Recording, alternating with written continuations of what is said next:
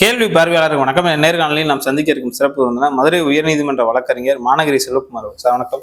வணக்கங்க. சிக்கல் ஊராட்சி மன்றத்தில் பல்வேறு சிக்கல்கள் இருக்கின்ற மாதிரியான ஒரு கருத்தை மையப்படுத்தி மதுரை உயர்நீதிமன்றத்தில் ஒரு வழக்கு தொடர்ந்துட்டீங்க. இந்த வழக்கு கூட தள்ளுபடி செய்யப்பட்டிருக்கிறது. அந்த வழக்கு என்னங்க சார்? அதாவது சிக்கல் ஊராட்சி மன்றம் கிடையாது, சிக்கல் ஊராட்சி ஒன்றியம். ஓகே. சிக்கல்ன்ற ஊர் பார்த்தீங்கன்னாக்கா நம்ம ஈஸ்ட் கோஸ்ட் ரோடு, நம்ம ராமநாதபுரத்துலேருந்து தூத்துக்குடி வரையில் போடப்பட்ட ஊரில் இருக்கக்கூடிய ஒரு ஊராட்சி. அதை சுற்றி பார்த்தீங்கன்னா கிட்டத்தட்ட ஒரு 30 ஊராட்சிகள் இருக்குது. இந்த ஊராட்சிகள் அனைத்துமே கடலாடி தாலுக்கா கடலாடி யூனியனோட சேர்ந்துருக்காங்க. இந்த கடலாடி யூனியன் பார்த்தீங்கன்னாக்க கடலாடி பகுதியை பற்றி தெரியும். அதாவது கடலாடிக்கு முதுகுளத்தூர்லேருந்து முதுகுளத்தூர்லேருந்து சில கிராமங்களில் அந்த கடலாடி யூனியன் செஞ்சுருக்காங்க. அந்த கடலாடி பார்த்தீங்கன்னாக்க ஒரு சாதி ஆணவம் நிறைந்த பகுதி, பல்வேறு சாதி மோதலுக்கு வித்திட்ட பகுதி. இப்போ இந்த ஊராட்சி ஒன்றிய அலுவலகம் அங்கே இருக்கிறதுனால இந்த ஊராட்சி மன்றத்தை இந்த ஊராட்சிகளை சேர்ந்து அந்த கடலாடி ஊராட்சி ஒன்றியத்துக்கு உட்பட்ட கிராமங்கள், அதாவது சிக்கலை மையமா இருக்க கிராமங்கள்ல இருந்து போய் வருவதற்கு அவங்களுக்கு அநேக வசதி குறைபாடுகள், சௌகரிய குறைச்சல்கள் நிறைய இருக்கு. அதனால நிர்வாக சீர்கேடு, அதாவது அதிகாரிகள் வேலை பார்க்கறதுக்கு நிர்வாக சீர்கேடுமே இருக்கிறதுக்கு வழி இருக்கு. இது அந்த மக்கள் அநேக ரொம்ப நாளமா பார்த்தீங்கன்னா கோரிக்கை வச்சிருக்கும் போது என்ன பண்றாங்க, 2012-13 பார்த்தீங்கன்னாக்கா அப்போதைய அதிமுக ஆட்சியில ஒரு 110 கீழே விதி, அதாவது 110 விதியின் கீழே பார்த்தீங்கன்னாக்கா அறிவிச்சதாக கிட்டத்தட்ட ஒரு 22 ஊராட்சி மன்றங்கள்ல நன்றி தெரிவித்து தீர்மானம் வச்சிருக்காங்க. அதே போது வியாபாரிகள், அங்க இருக்க ஜமாத்தார்கள் எல்லாருமே நன்றி தெரிவிச்சிருக்காங்க. அதுக்கப்புறம் அந்த கோரிக்கையை கைவிட்டுறாங்க. ஏன்னா மக்கள் பலதரப்பட்ட மக்கள் அவங்களுக்கு வாழ்வாதாரம் மற்ற விஷயங்கள்னால அதை பார்த்தீங்கன்னாக்கா அதை அப்பப்போ பேச எலெக்ஷன் தேர்தல் போய்கிட்டே வந்துட்டே இருந்திருக்கு. இது தொடர் கோரிக்கையா வச்சுக்கிட்டே வர்றாங்க. பெரிய போராட்டமாக அவங்க வீரியமா எடுத்துட்டு போகல. இது இப்போ 8/12 பார்த்தீங்கன்னாக்க இந்த திமுக அரசு என்ன பண்றாங்க, சாயல்குடிய மையமா வச்சு ஒரு புதிய யூனியனை உருவாக்குறாங்க. அப்போத்தே இந்த மக்கள் விழித்திலிருந்து என்ன பண்றாங்க, 30 கிராம மக்கள் பார்த்தீங்கன்னாக்க 15/12/2025 ஒரு பெரிய போராட்டத்தை முன்னெடுக்கிறாங்க. மனித சங்கிலி போராட்டம், அமைதியான வழியில அனைத்து சமூக மக்களும் போராடுறாங்க. இதுல குறிப்பா பாத்தீங்கன்னாக்கா இதை நீங்க ஜூம் பண்ணி காட்டுங்க. இந்த பூகோள அமைப்பு, இதுதான் இந்த பூகோள அமைப்பு.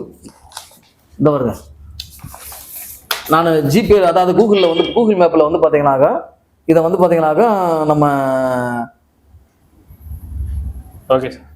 இதை எடுத்து நம்ம தாக்கல் செஞ்சிருக்கோம். அதோட இந்த கிராமங்களோட ஒவ்வொரு கிராமங்களோட தூரம் பார்த்தீங்கன்னாக்கா சிக்கலுக்கும் கடலாடிக்கும் 25 கிலோமீட்டர், ஏர்வாடிக்கும் கடலாடிக்கும் 35 கிலோமீட்டர், வாலி நோக்கத்திற்கும் கடலாடிக்கும் 28 கிலோமீட்டர், ஒப்புலியானுக்கும் கடலாடிக்கும் 13 கிலோமீட்டர், கீழக்கிடாரம்க்கும் கடலாடிக்கும் 23 கிலோமீட்டர், மேலக்கிடாரத்திற்கும் கடலாடிக்கும் 20 கிலோமீட்டர், மாரியூர் கடலாடிக்கு 20 கிலோமீட்டர், பெரியகுளம் கடலாடிக்கு 31 கிலோமீட்டர், பன்னந்தைக்கும் கடலாடிக்கும் 29 கிலோமீட்டர், கீழே செல்வனூருக்கும் கடலாடிக்கும் 17 கிலோமீட்டர், மேல செல்வனூருக்கும் கடலாடிக்கும் 14 கிலோமீட்டர், ஓரிவயல் கடலாடிக்கு 15 கிலோமீட்டர், கொத்தன்குளம் கடலாடிக்கு 22 கிலோமீட்டர், பி கரந்தை என்ற ஊருக்கும் கடலாடிக்கும் 27 கிலோமீட்டர், கீழே சிறுபோது கடலாடிக்கு 26 கிலோமீட்டர், மேல சிறுபோதுக்கும் கடலாடிக்கு 24 கிலோமீட்டர், பெரியகுளம் கடலாடிக்கு பார்த்தீங்கன்னாக்கா 26 கிலோமீட்டர், அதாவது பனிவாசல்ன்ற ஊருக்கும் கடலாடிக்கு 29 கிலோமீட்டர், சொக்கனை அப்படின்ற ஊருக்கும் கடலாடிக்கு 33 கிலோமீட்டர், இதம்பாடலும் கடலாடிக்கு 30 கிலோமீட்டர், சிறைக்குளத்திற்கும் கடலாடிக்கு 30 கிலோமீட்டர், தனிச்சியத்திற்கும் கடலாடிக்கு 24 கிலோமீட்டர். இந்த ஊர்களில் வசிக்கக்கூடிய பெரும்பான்மை மக்கள் தேவேந்திர குல வேளாளர் சமூகத்தை சேர்ந்த மக்கள். இவங்க பூரா கடலாடிக்கு சென்று வருவதற்கு மிகப்பெரிய சிரமப்பட்டு வர்றாங்க. இதை பார்த்தீங்கன்னாக்கா அவங்க 110 விதியின் கீழே இந்த கிராமங்கள் பூரா, இந்த கிராம ஊராட்சிகள் பூரா நன்றி தெரிவிச்சு இருக்காங்க. இது என்னிடம் பார்த்தீங்கன்னாக்கா அந்த பகுதியை சேர்ந்த சிக்கல் பன்னந்தையை சேர்ந்த ஜெயகணேஷ் என்ற ஒரு சமூக ஆர்வலர், அந்த பகுதி கடலாடி வட்டார தேவேந்திர சங்கத்தில் ஏதோ ஒரு பொறுப்புல இருக்காரு. அவர் என்னை அணுகிறாரு. ஏற்கனவே இந்த கமுதி மாவட்ட பிரிவினைக்கு எதிராக நான் வழக்கு தாக்கல் செஞ்சதுனால அந்த அடிப்படையில் என்னை அணுகிறாரு. அணுகி பார்க்க போகும்போது இந்த 110 விதியின் கீழ் பார்த்தீங்கன்னாக்கா நன்றி தெரிவிச்சு தீர்மானம் நிறைவேற்ற சொல்லும் போது அது சம்பந்தமா நான் பார்த்தீங்கன்னா உடனே தலைமை செயலகத்துக்கு பார்த்தீங்கன்னா ஒரு தகவல் விஷயத்துல கேட்கிறேன். அங்கிருந்து கிடைக்கப்பட்ட தகவல் அடிப்படையில் பார்த்தீங்கன்னாக்கா 110 விதியின் கீழே அப்படி எந்த ஒரு அறிவிப்பையும் வெளியிடல. இப்ப இந்த தற்போதைய அந்த பகுதியோட முதுகுளத்தூர் தொகுதியோட சட்டமன்ற உறுப்பினர் மாண்புமிகு அமைச்சர் ராஜகண்ணப்பன் அவர்கள் வந்து பார்த்தீங்கன்னா முயற்சி தான் சொல்றாங்க. அவர் நிறைய வந்து கோரிக்கை வச்சிருக்காங்க. ஆனா ஏன் இந்த கோரிக்கை நிறைவேற்றுன்றது வந்து பார்த்தீங்கன்னாக்கா இது வரைக்கும் ஒரு கேள்விக்குறியாவே இருக்கு. ஆளுகின்ற அரசுகள் வந்து பார்த்தீங்கன்னாக்கும் இன்னைக்கு வந்து பார்த்தீங்கன்னாக்கும் அதில் உள்ள மாவட்ட செயலாளர்கள் இன்னமும் சாதியமாக தான் இருக்காங்கன்றத இந்த விஷயமா வந்து நம்ம மிகுந்த வருத்தத்தோட அரசுக்கு நான் பதிவு செய்கிறேன். ஏன்னா இப்போ இருக்கக்கூடிய வந்து பார்த்தீங்கன்னா மாவட்ட செயலாளர் வந்து பார்த்தீங்கன்னாக்கும் அதிமுகவாக இருக்கட்டும் திமுகவாக இருக்கட்டும் அவங்க ஒரு சமூகத்தை சேர்ந்தவங்க வர்றாங்க. அவங்க மக்களா செயல்படுறாங்க, மக்களுக்காக செயல்படுறாங்களா இல்லை கட்சிக்காக செயல்படுறாங்களா சாதிக்காக செயல்படுறாங்கன்றது 1008 கேள்வி. ஏன்னா மக்கள் நலன், அதாவது இது வாக்கு அங்க முதுகுளத்தூர்ல வந்து பார்த்தீங்கன்னா திமுகவுக்கு தான் வாக்களிச்சிருக்காங்க. இந்த சூழல்ல இப்படி ஒரு கோரிக்கையை அவங்க நிறைவேற்றாம ஏன் இது அவங்களுக்கு இதனால என்ன பின்னடைவு, இது சட்ட ரீதியான எதுவும் பிரச்சனை இருக்கானாக்க எதுவுமே கிடையாது. அதாவது ஒரு ஊராட்சி ஒன்றியம் அமைப்பதற்கு ஊராட்சிகள் சட்டத்துப்படி 15-25 கிராமம் 15 to 20 கிராமங்கள் இருந்தால் போதுமானது மக்கள் தொகை. அது போக வந்து பார்த்தீங்கன்னா அதாவது போக்குவரத்து தூரங்கள் இதெல்லாம் முக்கிய காரணி. ஆனா இது வந்து பார்த்தீங்கன்னா மக்கள் பிரதிநிதிகள் மூலமாக அவங்க சட்டமன்றம் மூலமாக அது வந்து கொள்கை முடிவாக தான் பண்ண முடியும். இப்ப நான் என்ன பண்ணேன், இதுல இந்த ஜேகணேஷ் மூலமா ஒரு மனு கொடுக்குறோம். இந்த மனு வந்து பாத்தீங்கன்னாக்கா அவர் என்ன பண்றாரு, ஒரு சமூக ஆர்வலர் அடிப்படையில் இந்த மாதிரி ஒரு இந்த இவ்வளவு 110 விதியின் கீழ் வந்து பாத்தீங்கன்னாக்கா ஏற்கனவே நன்றி தெரிவிச்சு தீர்மானம் போட்டிருக்காங்க. இதுக்கப்புறம் வந்து பாத்தீங்கன்னாக்கா எந்த ஒரு நடவடிக்கை இல்லை. இப்போ மக்கள் வந்து அமைதியான முறையில் போராடி இருக்காங்க.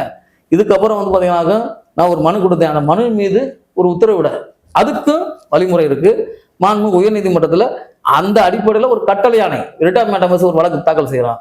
நீதியரசர்கள் வந்து பாத்தீங்கன்னாக்கா ஜெயகணேஷ்ன்றவர் ஒரு தனிநபர்ன்றாங்க. அவர் ஒரு சமூக ஆர்வலர்.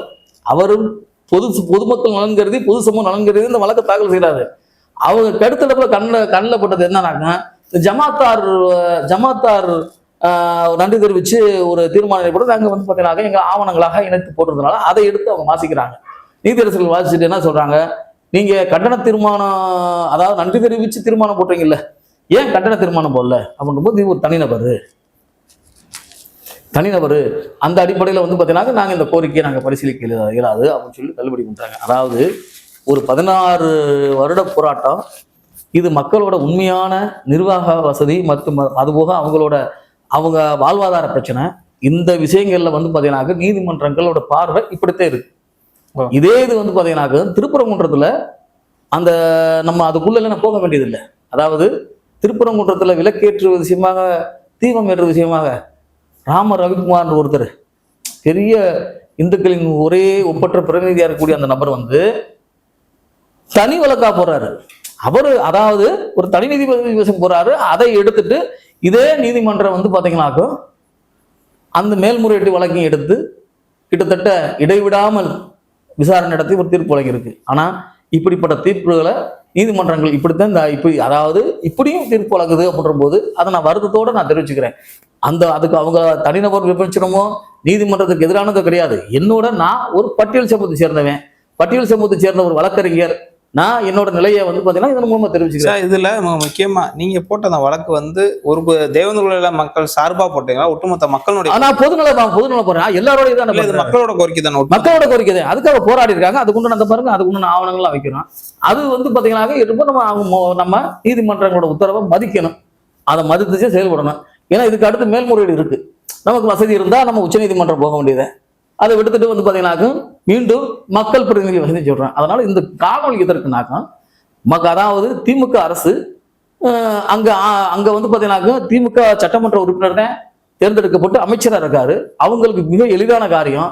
ஆகையினால இந்த மக்களோட நீண்ட நாள் கோரிக்கையை வந்து பாத்தீங்கன்னாக்க மக்களின் வாழ்வாதாரம் மற்றும் போக்குவரத்து நிலை சட்டப்படி அவங்க கேட்கக்கூடிய உரிமையை நிலைநாட்டி இந்த தேர்தல் அறிவிப்பு முன்னாடி சிக்கலை மையமா வச்சு ஒரு புதிய ஊராட்சி ஒன்றியத்தை துவங்கணும்னு உங்கள் வாயிலாக நான் கேட்டுக்கொள்வேன்.